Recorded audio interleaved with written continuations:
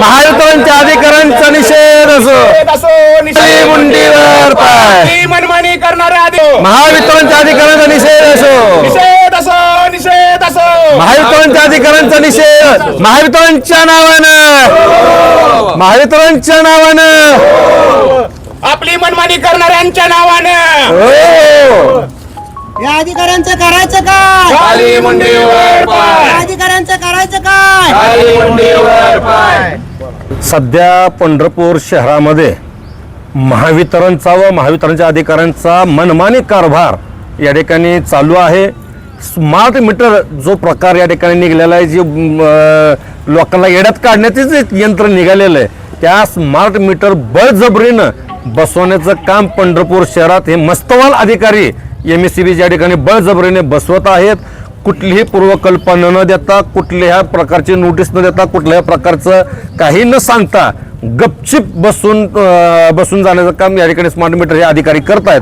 त्याचा निषेध म्हणून, त्याला विरोध म्हणून शिवक्रांती संघटनेतर्फे आणि आमच्या सर्व सहकाऱ्यांतर्फे आज महावितरणच्या समोर या ठिकाणी आम्ही बॉम्ब आंदोलन या ठिकाणी करतोय.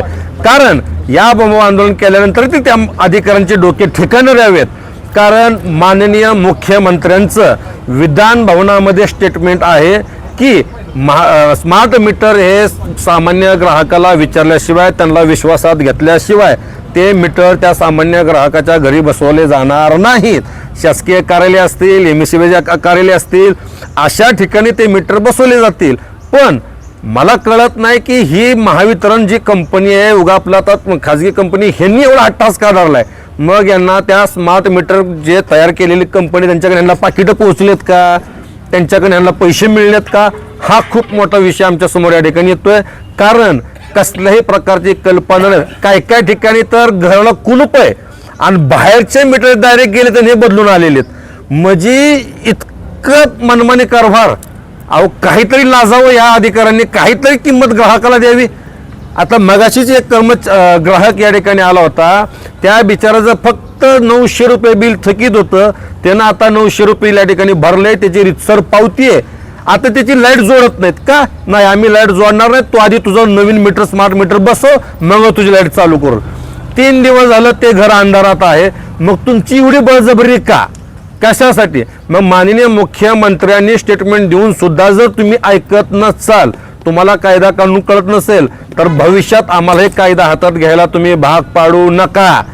आणि वायरमॅनला माझे खास करून, तुम्ही अधिकाऱ्यांच्या आड लपून जर आमच्या घराकडे तुम्ही फिरकत असाल तर तुमच्या अंगावर कपडे आम्ही ठेवणार नाहीत. त्यामुळे वायरमॅनच्या या ठिकाणी माझं सांगणे, अधिकाऱ्यांच्या गोष्टीत किंवा अधिकाऱ्यांच्या भावक्यात येऊन तुम्ही कायदा हातात घेण्याचं काम करू नका, जेणेकरून आम्हाला हे कायदा हातात घेण्याची वेळ येऊ नये. अधिकाऱ्याला तुम्ही भेटला होता, अधिकारी काय बोलले त्याबद्दल? अधिकाऱ्यांना बोललो, तो अधिकाऱ्यांचं असे उत्तर आम्हाला या ठिकाणी आलेत. अधिकाऱ्यांनी आम्हाला असं उत्तर दिले की आम्ही रिक्षा फिरवली, आम्ही असं केलं, आम्ही. अरे, रिक्षा फिरवली?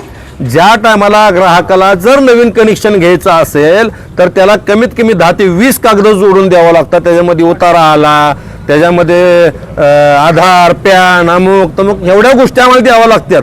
तेव्हा तुम्ही कुठे जर 15 दिवसानंतर आमच्या घरी तुम्ही येऊन लाईट जोडताय आणि आमच्याच घरची लाईट, आम्ही डिपॉझिट भरलेलं मीटर, सगळं आमचं लिगली असून तुम्ही आम्हाला मीटर तोडताना तुम्ही आम्हाला लिगली का सांगत नाहीत?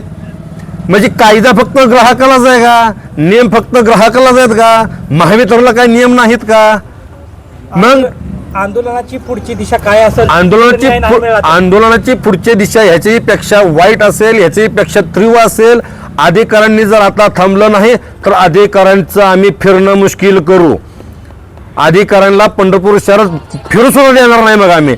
आणि जे स्मार्ट मीटर त्यांनी आता बळजबरी बसवण्याचं काम केलेत ना, असं तसं तुम्ही आम्हाला अंधारात बसवत ठरवलंयच ना, आम्ही ते स्मार्ट मीटर फोडू. मग असं तसं आम्ही अंधारातच बसू. मग शेवट पर्याय नाही.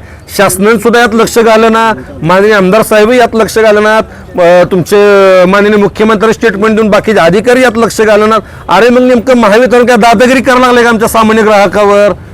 कुठल्याही प्रकारचं यांच्याकडं कायद्याचा महावितरण बाबतीत कुठलाही काय म्हणतात ना, नोटीस नाही, कुठल्याही प्रकारे बाबा तुम्ही बदला म्हणून असे आदेश नाहीत. तर जर तुम्ही आमच्यावर एवढे जर बळजबरी करत असाल तर शेवट आम्ही रहिवासी आहेत, आम्ही या ठिकाणी पंढरपूरच्याच काय म्हणतात ना, चंद्रभागेचं पाणी पिलेले लोक आहेत. मग पण आम्हाला कायदा हातात घ्यायचा नाही. आम्हाला डॉक्टर बाबासाहेब आंबेडकरांनी लिहिलेल्या कायद्यावर आमचा पूर्ण विश्वास आहे. त्यामुळं तुम्हाला ज्या गोष्टी करायच्या त्या कायदेशीर करा, आमची त्याला सहमती आहे. पण जर तुम्ही कायद्याच्या चौकटी बाहेर जाऊन गोष्टी करत असाल तर ते आम्ही कदापि खपवून घेणार नाही.